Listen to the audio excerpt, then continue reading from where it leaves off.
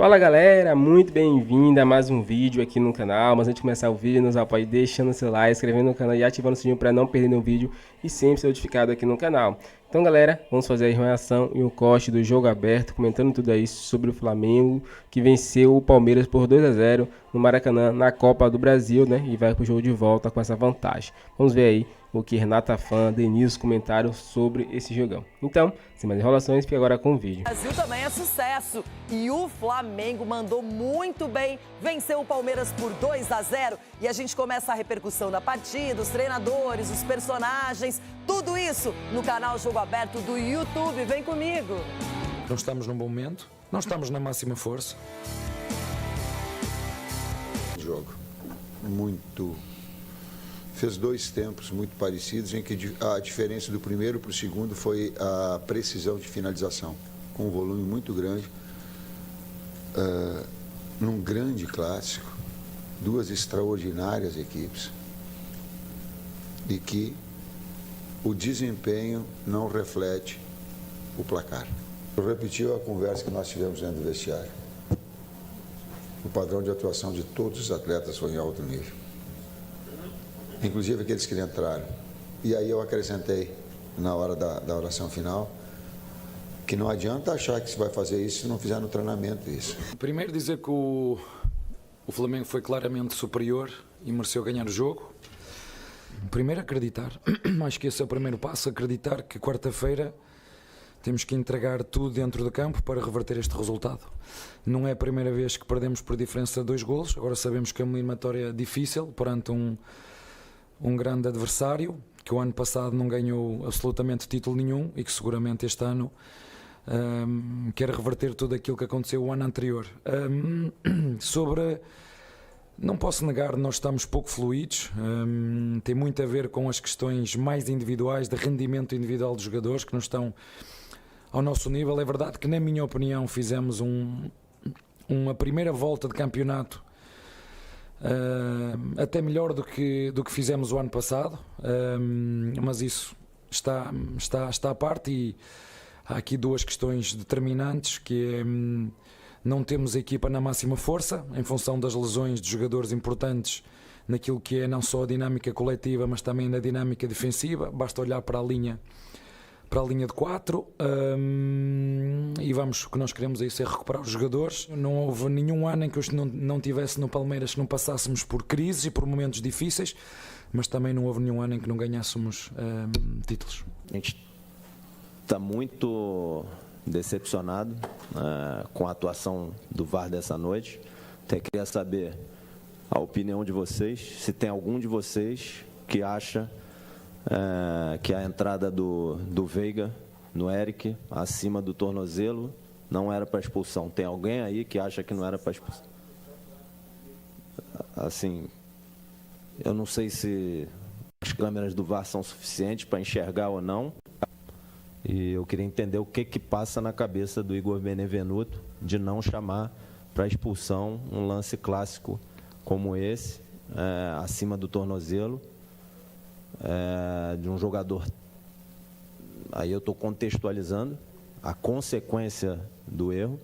Um jogador importantíssimo do Palmeiras, que no momento da entrada ele já reage, se vocês forem ver a imagem, ele já tem uma reação de arrependimento ali da consequência do erro dele como atleta. A gente tem que dar nome ao cidadão que está no ar-condicionado, na tranquilidade, ali pode ver, rever, ver de novo, rever de novo, e não consegue ter uma percepção para que possa fazer o correto, que era a expulsão do jogador, né? O Igor Benevenuto, né? Então, assim, o Igor Benevenuto, sentado, tranquilo, no ar-condicionado, ver, rever, o lance de cima para baixo.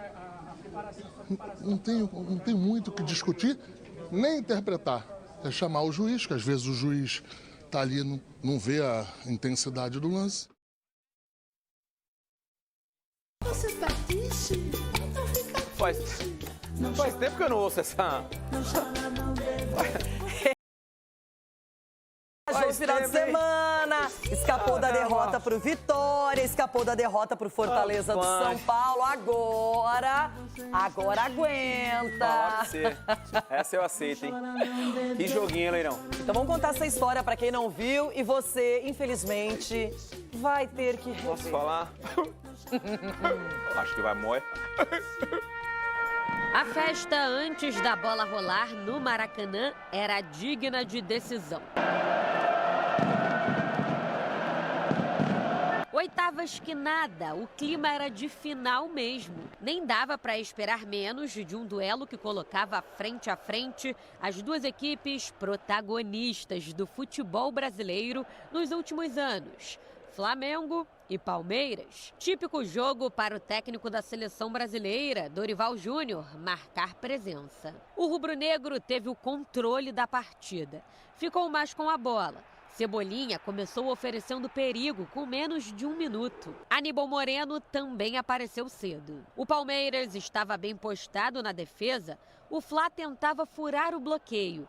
Nesse lance, Gerson achou espaço e arriscou de fora da área. O time de Abel Ferreira apostava nos contra-ataques, sem sucesso. Enquanto isso, os donos da casa pressionavam. Quando a Arrascaeta mandou para a área, rolou aquele bate-rebate e na sobra De La Cruz teve boa chance de marcar. Falando em boa chance, olha essa tentativa do Pedro de calcanhar. Aos 21 minutos, Cebolinha, que fazia boa partida, sentiu dor na coxa e deixou o campo para a entrada de Luiz Araújo. A partir daí, o Palmeiras conseguiu diminuir o ritmo do Flamengo. O jogo ficou mais truncado. O árbitro tirou o cartão do bolso. Pulgar levou amarelo pela falta em Caio Paulista. Logo depois, Rafael Veiga é quem foi punido por essa entrada em Pulgar. A comissão do Flamengo ficou pedindo vermelho para o meia do Palmeiras. Eu não sei se as câmeras do VAR são suficientes para enxergar ou não. E eu queria entender o que passa na cabeça do Igor Benevenuto de não chamar para expulsão um lance clássico como esse, acima do tornozelo. O Igor Benevenuto, sentado, tranquilo, no ar-condicionado, rever o lance de cima para baixo. Não tem muito o que discutir, nem interpretar. Para fechar o primeiro tempo, mais um cartão amarelo. Dessa vez para Gustavo Gomes, por parar a jogada de Pedro. A equipe de Tite voltou para o segundo tempo, colocando o Everton para trabalhar. Era questão de tempo para o gol sair. Aí, aos 12 minutos, Léo Pereira deixou para Pulgar. O volante chileno achou Gerson, que serviu Luiz Araújo. O camisa 7 cruzou rasteiro e Pedro colocou na rede. O Maracanã vibrou.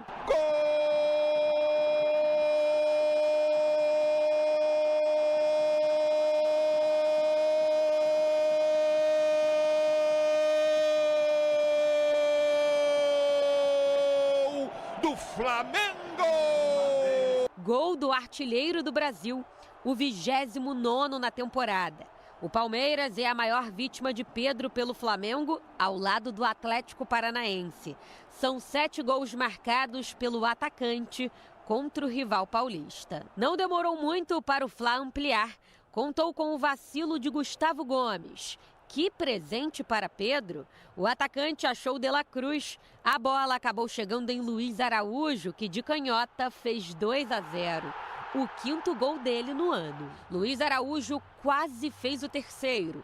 O Everton salvou. Já no fim do jogo, Tite e Abel fizeram algumas mudanças. Entre as trocas do time rubro-negro, a entrada de Gabigol, que andou negociando com o time paulista nos últimos meses. Olha aí. Antes da bola rolar, teve até abraço entre o centroavante do Flamengo e a presidente do Palmeiras, Leila Pereira. O Gabriel é um jogador muito educado, ele faz isso em todos os lugares. Bom, o camisa 99 ainda desperdiçou essa bola, depois de receber de Wesley. Fez 2 tempos muito parecidos, em que a diferença do primeiro para o segundo foi a precisão de finalização, com um volume muito grande, num grande clássico. 2 extraordinárias equipes e que o desempenho não reflete o placar. O Palmeiras de Abel Ferreira passa por um momento de instabilidade. Nos últimos 5 jogos, 4 derrotas. O Flamengo foi claramente superior e mereceu ganhar o jogo. Segundo, sem dúvida nenhuma, nós estamos com pouca confiança. Precisamos de melhorar o nosso desempenho individual. Não tivemos um bom desempenho e temos que assumir isso. Eu nunca prometi títulos aos nossos torcedores, nem a ninguém, prometo trabalho e é isso que nós precisamos de fazer neste momento, é trabalhar, é estar juntos neste momento. O Flamengo leva a vantagem de 2 gols para o duelo de volta, que acontece em São Paulo na próxima quarta-feira. Ou seja, pode perder por até 1 gol de diferença, que ainda assim avança para a próxima fase. No Allianz Parque, o rubro-negro carioca não perde desde 2017. Lá é outra grama, outro estádio, outra atmosfera. Seguir trabalhando, a gente sabe que muda muito a bola lá, uma velocidade da bola, seguir, a gente vai até treinar no sintético que tem no CT, seguir trabalhando e estudar para ver o que a gente vai fazer lá e sair de lá classificado. Eu acho que o resultado dá uma tranquilidade, mas não dá o resultado final. É o que eu falo, a gente vai jogar contra um time, um clube que está aí nesses últimos anos ganhando o campeonato, sempre disputando com a gente, vai ser um jogo duríssimo. Primeiro acreditar, acho que esse é o primeiro passo, acreditar que quarta-feira temos que entregar tudo dentro do campo para reverter este resultado. Não é a primeira vez que perdemos por diferença de 2 golos, agora sabemos que é uma eliminatória difícil perante um grande adversário, que o ano passado não ganhou absolutamente título nenhum e que seguramente este ano quer reverter tudo aquilo que aconteceu o ano anterior. Mas nos primeiros 90 minutos ganhou o Flamengo de Tite, com atuação de gala. Olha, eu tenho elogiado faz tempo o Pedro, que quando muita gente só ficava nas polêmicas do Gabigol, o Gabigol pra lá e pra cá, o Pedro trabalhava quieto, passou por uma situação horrível com o Sampaoli, tomou um soco do preparador físico, do Pablo Fernandes, e deu a volta por cima. Hoje chegou a 29 gols na temporada, impressionante. E eu quero falar com você sobre o Palmeiras antes do Flamengo, vou explicar por quê. Bora. Raramente as crises do Palmeiras são duradouras. E agora, nos últimos 5 jogos, 4 pelo Brasileiro e este da Copa do Brasil, foram 4 derrotas e uma vitória que ganhou do Cruzeiro. É difícil ver o Palmeiras numa situação assim e o Abel agora vai ter que trabalhar de um outro jeito, porque ontem a escalação que ele propôs me surpreendeu não para bem, para mal. Eu gosto muito do que ele faz, acho que ele normalmente tem algum coelho, uma carta na manga, mas ontem acho que ele deixou o Palmeiras mais frágil e o Flamengo entrou com toda a força. O plano, perdão, Loirão, eu acho que o plano do Abel não funcionou, né? O plano deu errado. O todo plano, né, Loirão? A gente sempre elogiou o trabalho do Abel, porque a gente fala muito do elenco, assim, só para não ser contraditório e ser injusto com o que a gente fala do Palmeiras. A gente sempre elogiou as contratações e a qualidade que o elenco tem. Então, às vezes, a gente coloca a prévia aqui e a gente imagina o que vai acontecer. Ontem, por exemplo, pelo menos 3 jogadores que estavam na prévia não apareceram como titular na partida contra o Flamengo. O que mais me deixou chateado em relação ao jogo do Palmeiras foi a falta de coragem dos jogadores. Acho que o Palmeiras é um time que poderia ter jogado melhor, mesmo fora de casa, poderia em algum momento propor jogo, porque tem qualidade para isso. O que me assustou e me deixou chateado foi a falta de coragem. Aceitou demais o jogo do Flamengo. O Flamengo é um timaço. A gente estava falando aqui fora do ar. Pô, sai Cebolinha, entra o Luiz Araújo, que faz o gol. Aí sai Gerson, sai Arrascaeta e os caras estão entrando em campo e continuando fazendo o Flamengo jogar um bom futebol. Mas eu acho que por parte do Palmeiras faltou um pouquinho mais de personalidade, um pouquinho mais de coragem para jogar contra o Flamengo. Agora a gente vê o Flamengo com grandes valores e que estão passando por um bom momento. O Gerson, ele flutua, ele se desloca, ele muda de posição sem o adversário nem perceber. Então, ele acaba sendo um elemento surpresa. E isso facilita muito para o De La Cruz, para o Arrascaeta, para o Pedro, não é? E para quem estiver ali, seja Luiz Araújo, Everton, Cebolinha. É um time hoje muito capacitado na defesa passa por um grande momento. Você vê que o Matheus Cunha jogou no final de semana, jogou ontem, não toma gols, não só pelo goleiro que nem foi acionado, mas principalmente porque a defesa, que ela é muito bem protegida pelo Pulgar. Então hoje o Flamengo é um time que, se ele continuar nessa batida, ele está passando pela melhor fase na temporada. Essa é a minha opinião. E o Palmeiras está passando pela pior fase em contrapartida. E assim, chega na pior fase num mês extremamente importante, né? Tanto para o Flamengo quanto para o Palmeiras, o mês de agosto. Tem uma sequência de jogos importantíssimos nas competições que os dois times estão disputando. O Flamengo foi melhor, o Flamengo foi superior, poderia ter vencido até por um placar melhor e vir mais tranquilo para São Paulo. Você falou aí do Matheus Cunha, que praticamente não trabalhou. Isso fala muito dessa falta de coragem do Palmeiras, uma ou duas finalizações no jogo. Isso é muito pouco para um time que tem a qualidade que tem o Palmeiras. Agora, o Rafael Veiga se envolveu num lance com o Pulgar, em que ele tomou um cartão amarelo. E a reclamação, inclusive, na coletiva. O Bruno Spino foi ao lado do Tite para falar sobre isso. O Marcos Braz também se manifestou, porque o Flamengo queria cartão vermelho nesse lance.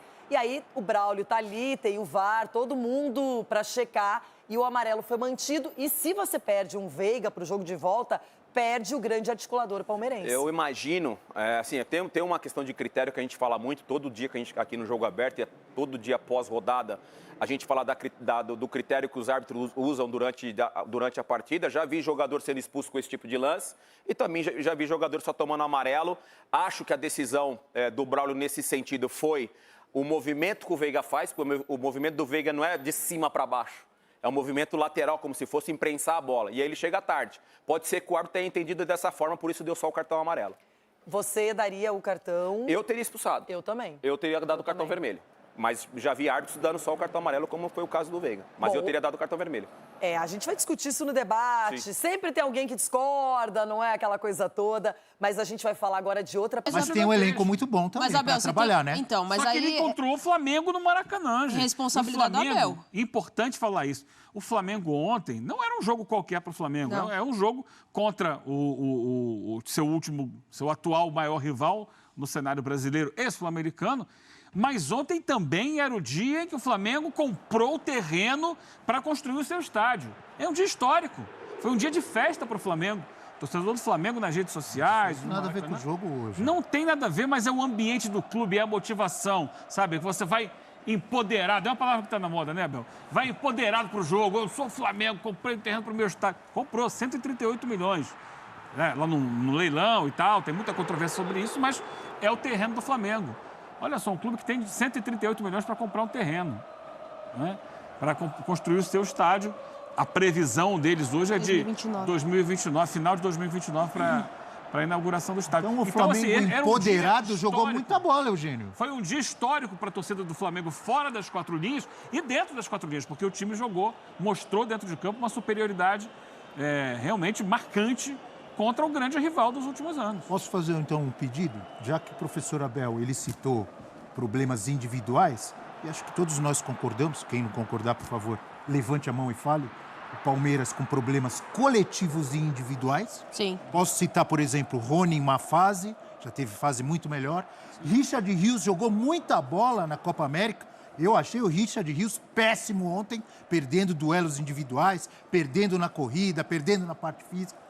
Por outro lado, o Flamengo, e aí é que eu faço o pedido, quero que vocês analisem, por favor, o Flamengo coletivamente e individualmente no jogo de ontem, nos últimos jogos, em Copa do Brasil ontem, em Campeonato Brasileiro, com Gerson comendo a bola, com Pedro fazendo gol que nem água. Não é a água do Prats, não, água com gosto de uísque. É água com gosto de gol. Abel. Os zagueiros jogando muita bola. O Ayrton Lucas jogando muita bola. Eu gostaria de ouvi-los sobre isso. Falar individualmente, isso é uma questão assim que chega a ser repetitivo. Pode ser. Porque o Flamengo, individualmente, resolve partidas.